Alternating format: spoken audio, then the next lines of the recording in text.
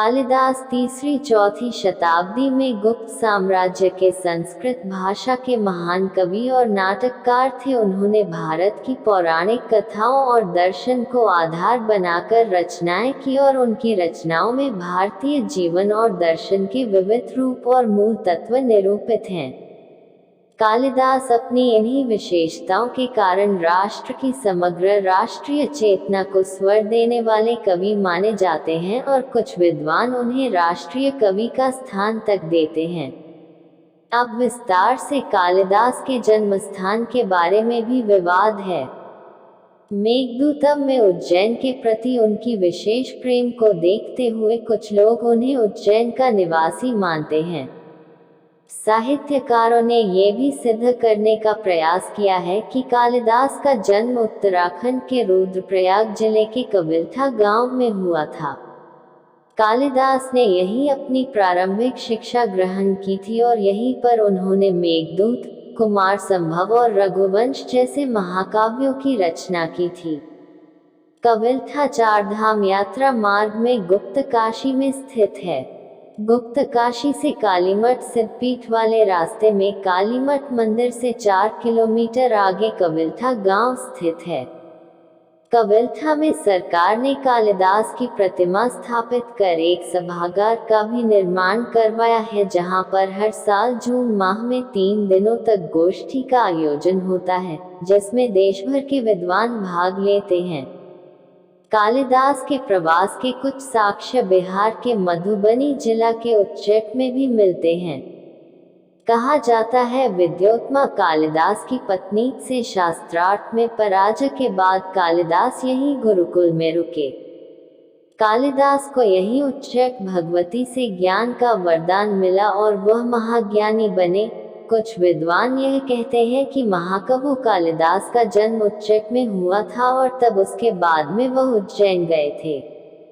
यहाँ आज भी कालिदास का डीह है। यहाँ की मिट्टी से बच्चों के प्रथम अक्षर लिखने की परंपरा आज भी यहाँ प्रचलित है। कथाओं और किंवदंतियों के अनुसार कालिदास शारीरिक रूप से बहुत सुंदर थे और विक्रमादित्य के दरबार के नवरत्नों में एक थे। कहा जाता है कि प्रारंभिक जीवन में कालिदास अनपढ़ और मूर्ख थे। कालिदास का विवाह विद्योत्तमा नाम की राजकुमारी से हुआ। ऐसा कहा जाता है कि विद्योत्तमा ने प्रतिज्ञा की थी कि जो कोई उसे शास्त्रार्थ में हरा देगा वह उसी के साथ विवाह करेगी। जब विद्योत्तमा ने शास्त्रार्थ में सभी विद्वानों को हरा दिया तो हार को अपमान समझकर कुछ विद्वानों ने बदला लेने के लिए विद्योत्तमा का विवाह महामूर्ख व्यक्ति के साथ कराने का निश्चय किया। चलते चलते उन्हें एक वृक्ष दिखाई दिया जहां पर एक व्यक्ति जिस डाल पर बैठा था उसी को काट रहा था। उन्होंने सोचा कि इससे बड़ा मूर्ख तो कोई मिलेगा ही नहीं। उन्होंने उसे राजकुमारी से विवाह का प्रलोभन देकर नीचे उतारा और कहा, मौन धारण कर लो और जो हम कहेंगे बस वही करना। उन लोगों ने स्वांग वेश बनाकर विद्योत्तमा के सामने प्रस्तुत किया कि हमारे गुरु आपसे शास्त्रार्थ करने के लिए आए हैं, परंतु अभी मौनव्रती हैं, इसलिए ये हाथों के संकेत से उत्तर देंगे। इनके संकेतों को समझकर हम वाणी में आपको उसका उत्तर देंगे। शास्त्रार्थ प्रारंभ हुआ। विद्योत्तमा मौन शब्दावली में गूढ़ प्रश्न पूछती थी, जिसे कालिदास अपनी बुद्धि से मौन संकेतों से ही जवाब दे देते थे। प्रथम प्रश्न के रूप में विद्योत्तमा ने संकेत से एक उंगली दिखाई कि ब्रह्म एक है, परंतु कालिदास ने समझा कि ये राजकुमारी मेरी एक आंख फोड़ना चाहती है। क्रोध में उन्होंने 2 अंगुलियों का संकेत इस भाव से किया कि तू मेरी एक आंख फोड़ेगी तो मैं तेरी दोनों आंखें फोड़ दूंगा। लेकिन कपटियों ने उनके संकेत को कुछ इस तरह समझाया कि आप कह रही हैं कि ब्रह्म एक है, लेकिन हमारे गुरु कहना चाह रहे हैं कि उस एक ब्रह्म को सिद्ध करने के लिए दूसरे जगत की सहायता लेनी होती है।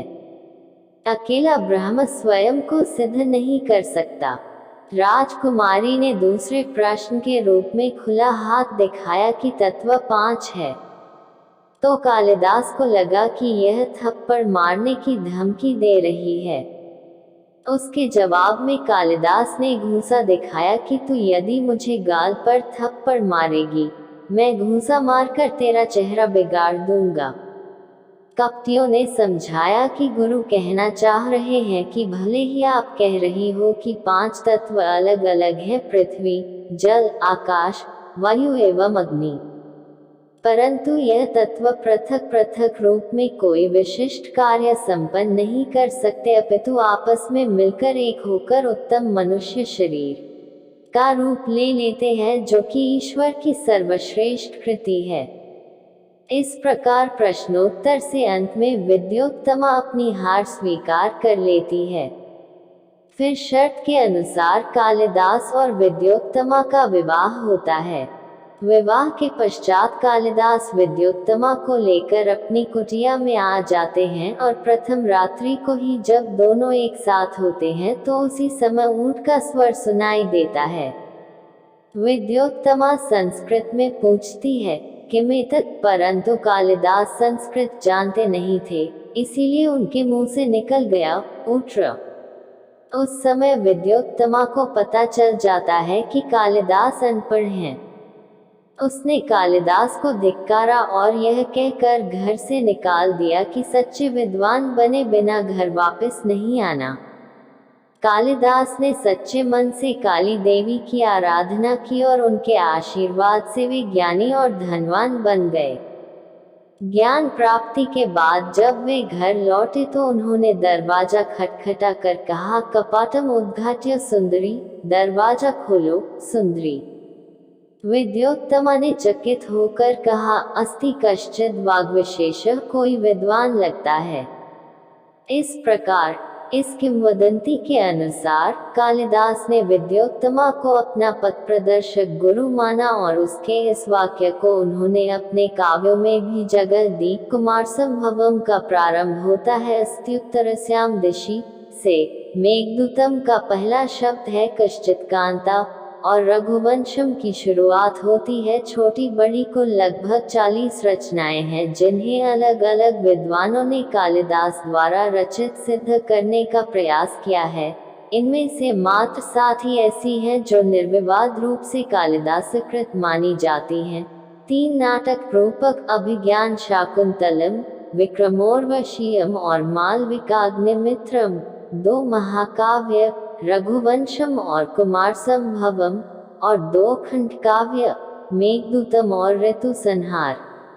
इनमें भी ऋतु संहार को प्रोकीत संदेह के साथ कालिदास की रचना स्वीकार करते हैं।